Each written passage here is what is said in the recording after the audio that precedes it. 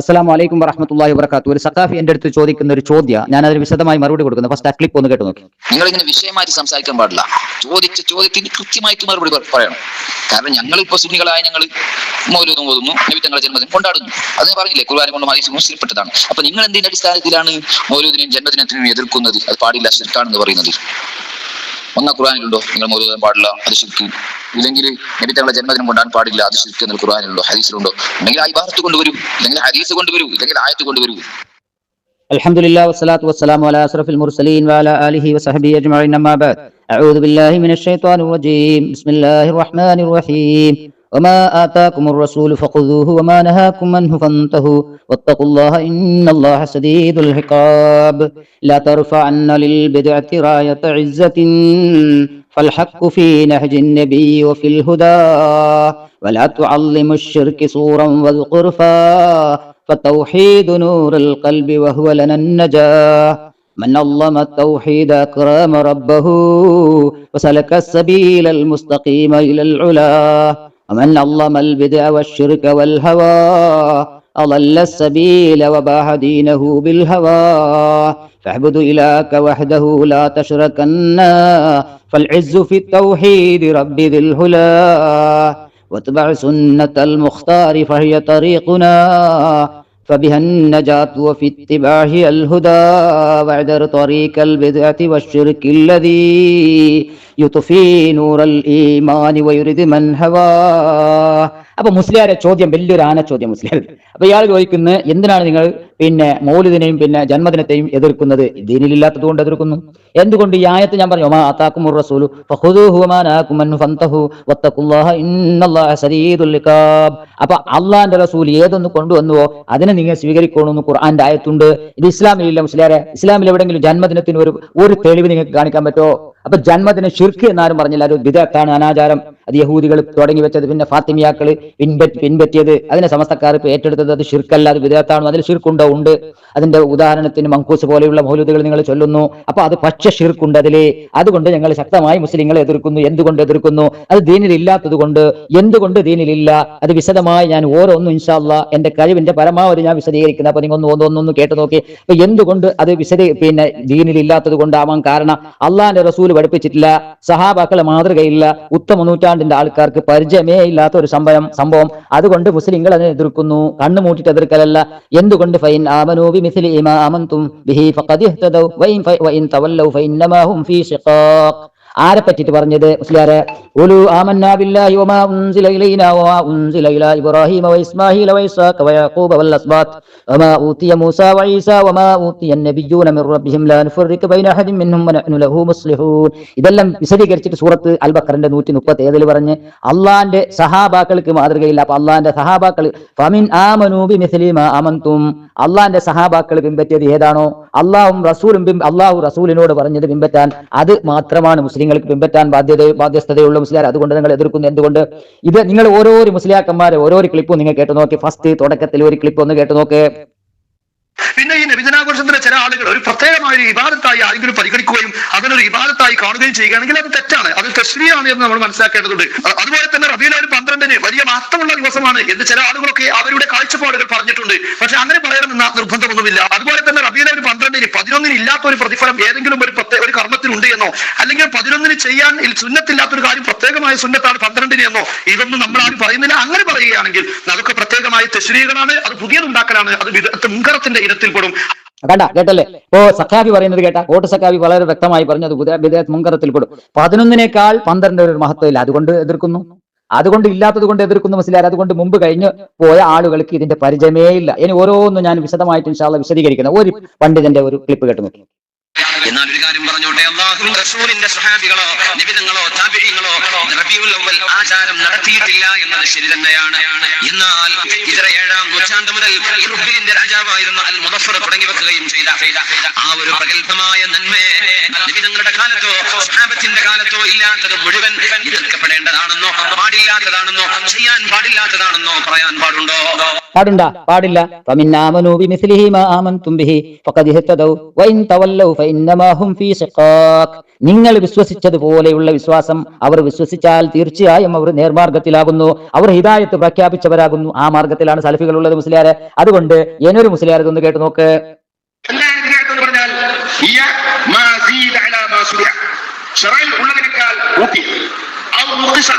അല്ലെങ്കിൽ ഉള്ളതിൽ ചുരുക്കിയത് എപ്പോഴാണ് ഈ ചുരുക്കം അല്ലെങ്കിൽ ഏറ്റവും ഒക്കെ നടന്നിട്ടുള്ളത്? ഉത്തമമായ നൂറ്റാണ്ടുകൾ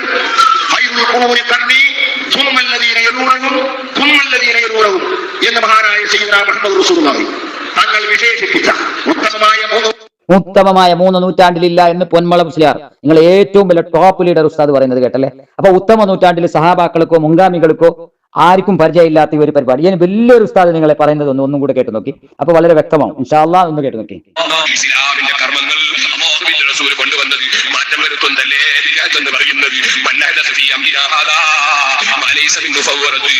ഉൾപ്പെടാത്ത കാര്യത്തെ ദീനിൽ വല്ലവരും പുതുതായി കൊണ്ടുവന്നാൽ അവരെ തള്ളേണ്ടതാണെന്ന് അല്ലാഹുവിന്റെ റസൂൽ പറഞ്ഞില്ലേ. അപ്പൊ തള്ളണ്ടേ? അള്ളാന്റെ റസൂല് പറഞ്ഞതിന് സ്വീകരിക്കണോ? സലഫികളല്ല, നിങ്ങൾ ഏതെങ്കിലും ഒരു മുസ്ലിയാക്കന്മാർ കേരളത്തിൽ എഴുതി വെച്ച ഈ കള്ള പ്രചാരത്തെ ഞങ്ങൾ പ്രചരിപ്പിക്കണം. മുസ്ലിയാരെ പറയൂ, സഖാഫി ഇതിന് മറുപടി പറയും. അപ്പൊ നിങ്ങളെ മുസ്ലിയാക്കന്മാർ എഴുതി വെച്ചത് മുമ്പ് കഴിക്കൽ പതിവില്ലാത്തതാ. നിങ്ങളെ അതായത് നബി സല്ലല്ലാഹു അലൈഹി വസല്ലം തങ്ങൾക്ക് പരിചയമുണ്ട്, അബൂബക്കർ സിദ്ദീഖ് റളിയല്ലാഹു അൻഹുവിന് പരിചയമുണ്ട്, ഉമർ ഖത്താബിനുണ്ട്, ഉസ്മാൻ ബിൻ അഫ്ഫാനുണ്ട്, അലി ബിൻ അബി താലിബ്, ഈ 4 ഖലീഫമാർക്ക് അറിയോ? ഇമാം അബു ഹനീഫക്കുണ്ടോ? ഇമാം മാലിക്, ഇമാം ഷാഫി റഹിമഹുല്ലാഹ്, ഇമാം അഹ്മദ് ബിൻ ഹംബൽ, ഇമാം ബുഖാരി, ഇമാം മുസ്ലിം, ഇമാം ഇബ്നു മാജ, നസായി, തിർമിദി പോലെയുള്ള ഏതെങ്കിലും ഒരു ഉത്തമ നൂറ്റാണ്ടിന്റെ ആളുകൾക്ക് ഈ ഇസ്ലാം പരിചയമുണ്ടോ? നിങ്ങൾ പ്രചരിപ്പിക്കുന്ന ഇസ്ലാം പരിചയമുണ്ടോ? അപ്പൊ അതുകൊണ്ട് നിങ്ങൾ ഈ പറഞ്ഞതുപോലെ പച്ചക്കളവ് പ്രചരിപ്പിച്ചിട്ട് ആളെ പറ്റിക്കുന്നു. നിങ്ങൾ ഏറ്റവും വലിയ ടോപ്പ് ലീഡർ പാടിയതെന്ത്? മൗലിദ് കഴിക്കൽ മുമ്പ് പതിവില്ലാത്തതാ, അത് ഹിജ്റ 300 ശേഷം വന്നതാ എന്നും സഹാബി പറഞ്ഞതായി കാണുന്നതാ, അത് ഹലബി 1-ാം ഭാഗമിൽ നോക്കേണ്ടതാ. മലിക്കുൽ മുദഫർ ധീരനായൊരു രാജന, ഇർബൽ ഭരിച്ചവരാണ് വന്ധർമിഷ്ഠനാ. ഇർബൽ ഭരിച്ച ഒരു മനുഷ്യൻ രാജാവ് ഉണ്ടാക്കി വെച്ചത് ആ മൗലൂദ് കിതാബ് നിങ്ങളുടെ കയ്യിലുണ്ടോ മുസ്ലിയാരെ? ഇന്നില്ല. നിങ്ങൾ മങ്കൂസ് മൗലൂദ് എന്ന പേരിൽ തട്ടിക്കൂട്ടിയ സമസ്തക്കാർ ആരോ അഡ്രസ് ഇല്ലാത്ത മൗലൂദല്ലേ നിങ്ങൾ ചൊല്ലാറുള്ളത്? മൗലിദ് കഴിക്കാൻ ഏറ്റവും ഉത്സാഹമ അരി ഇർബൽ ഭരിച്ചവരാണ് വൻ ധർമ്മിഷ്ഠനായ രാജാവ്. ആ രാജാവിന് മൗലിദ് കഴിക്കാൻ ഏറ്റവും ഉത്സാഹം കാണിച്ചു. മാസം റബീഉൽ അവ്വൽ ആഘോഷമായി ശൈഖ് ഇബ്നു ദഅവത്ത് മൗലിദ് ഒന്ന് രചിക്കുക. അന്നത്തെ പണ്ഡിതൻ, അന്നത്തെ പുരോഹിതൻ ഒരു മൗലിദ് കിതാബ് രചിച്ചു. രാജാവിന് അത് കണ്ട് ഏറ്റവും സന്തോഷമായി. സമ്മാനമായി പൊന്നായി 1000 നൽകുന്നതായി. അപ്പൊ രാജാവിന് വളരെ ഇഷ്ടപ്പെട്ടു. രാജാവിന്റെ മധുഹുകളായിരിക്കാം എന്നുള്ളതും ഇബ്നു കസീറിൽ താൻ പറയുന്നതായി. മൗലീദ് കഴിക്കുന്ന നാട് 5000, പൊരിക്കുന്നതാണ് കോഴിയും 10000 പാത്രങ്ങളിൽ അലുവയുണ്ട് ഓരോ തരം. 30,000 പാത്രങ്ങളിൽ അലുവകൾ ഓരോ തരം. ഇനി കേട്ടോ, ഉലമാക്കൾ അനവധി ഹാജറുണ്ടവിടെ. മുസ്ലിയാക്കന്മാർ, അന്നത്തെ സൂഫികൾ, അതുപോലെ സൂഫികൾ കൂടുമേ അതിൽ വന്ന് പ്രത്യേകമായി ഇവർക്കൊക്കെയും ബഹുമാനമായി. ചിക്ലിയാണ് സംഭവം, മനസ്സിലായി? അപ്പൊ സന്തോഷം അത് രാജാവിന് നൽകുന്നു.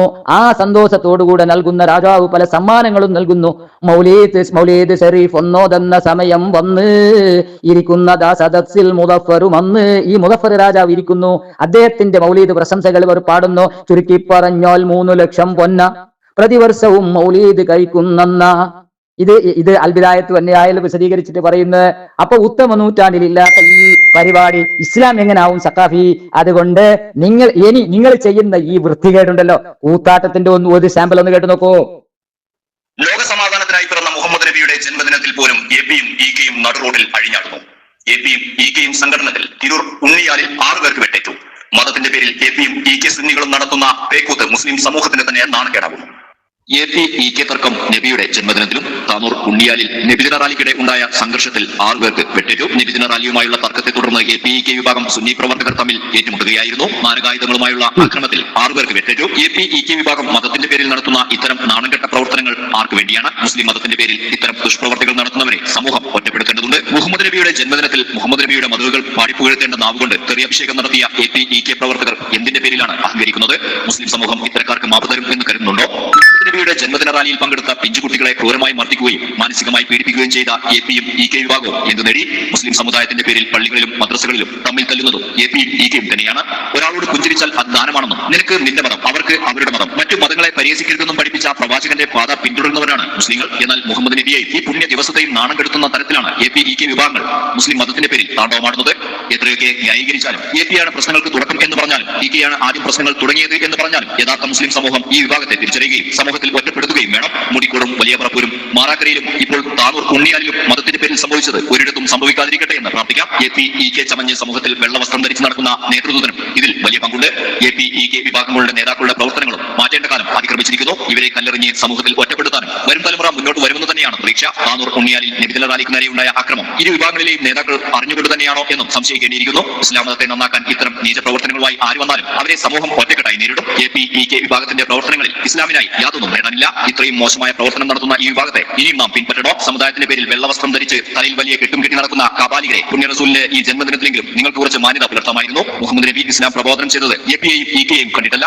മുഹമ്മദ് നബി നമുക്ക് കാണിച്ചു തന്ന ഇസ്ലാം മതം നമുക്ക് മുന്നോട്ട് കൊണ്ടുപോകാൻ ഇത്തരക്കാരുടെ ആവശ്യമില്ല. ഇസ്ലാം മതം അത് അവസാന നാൾ വരെ നീണ്ടു നിൽക്കും എന്ന വാക്യവും നാം ഓർത്താൽ നന്നായിരിക്കും. News desk Malayalam television.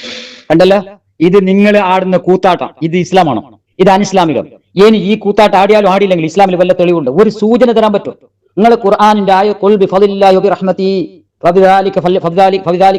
എന്ന ആയത്ത് ഓതിട്ട് ഇതിന് തെളിവ് കണ്ടെത്തുന്നു. എന്നെങ്കിലും എന്തിനൊക്കെ സന്തോഷിക്കണം? ആദം നബി അലൈഹി ഇസ്ലാമിന്റെ ആ തുടക്കം മുതൽ ആദം നബി, നമ്മളല്ലേ ആദം നബി കുല്ലുക്കും മിൻ ആദമു വആദമു മിൻ തുറാബ്, ആദം നബി ജനിച്ചതിൽ നിന്ന് സന്തോഷിച്ചിട്ട് ബർത്ത്ഡേ കൊണ്ടാടേണ്ട മുസ്ലിയാരെ. ഇനി അതും കഴിഞ്ഞു.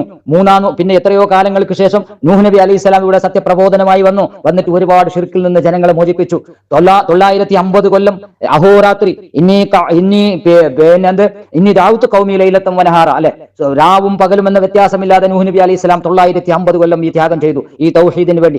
ആ നൂഹ് നബി അലൈഹി ഇസ്ലാമിന്റെ ജന്മദിനം കൊണ്ടാടണ്ടേ? ഈസാ നബി അലൈഹി ഇസ്ലാമിന്റെ മുഖത്ത് വെള്ളപ്പാണ്ട് രോഗം അസുഖപ്പെടുത്തി നിങ്ങളല്ലേ ഭേദപ്പെടുത്തി നിങ്ങൾ വരുന്നത് ഈസാ നബിന്റെ പേരിൽ. മാത്രമല്ല നബി വരുന്നതിന് അവസാനത്തെ നബി, അതിന്റെ ശേഷമാണ് നബി സല്ലല്ലാഹു അലൈഹി വസല്ലം അവസാനത്തെ നബി.